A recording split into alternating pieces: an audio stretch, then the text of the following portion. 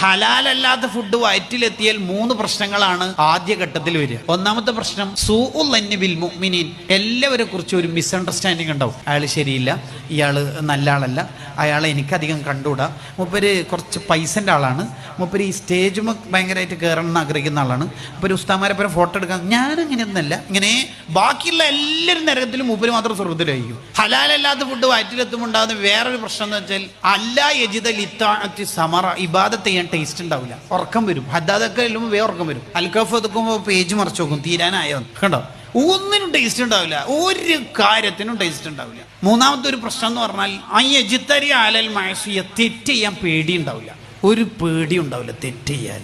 ഇസ്ലാമിൽ വളരെ പ്രധാനമാണല്ലോ ജമീഉൽ മആസിൽ ലത്തി ഇർതകബഹൽ ഇൻസാൻ, മനുഷ്യൻ ചെയ്യുന്ന ഏത് തെറ്റിന്റെ അടിസ്ഥാനം അകത്ത് എന്തെങ്കിലും വേണ്ടാത്തരം കയറിയിട്ടുണ്ടാവും. നമുക്കൊരു സൂക്ഷ്മത ഉണ്ടാവണം ജീവിതത്തിൽ. നമ്മളുടെ മക്കൾ കഴിക്കുന്ന ഫുഡ് പ്യുവർ ഹലാലായിരിക്കണം.